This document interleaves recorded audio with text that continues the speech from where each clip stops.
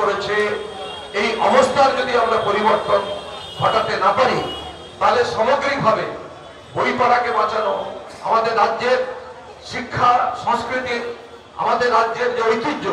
তাকে যে রক্ষা করার প্রশ্ন জড়িয়ে আছে, সেই সবটাকে রক্ষা করার যদি দায় দায়িত্ব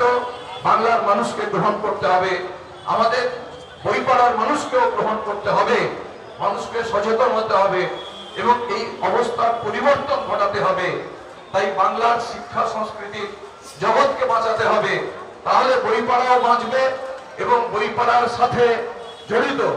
সমস্ত অংশের মানুষ, সে পাবলিশার হতে পারেন, সে বুক সেলার হতে পারেন, আমাদের যারা বই বিক্রেতা, যারা বই ছাপার শ্রমিক হতে পারেন, এই সমস্ত অংশের মানুষকে আমরা বাঁচাতে পারি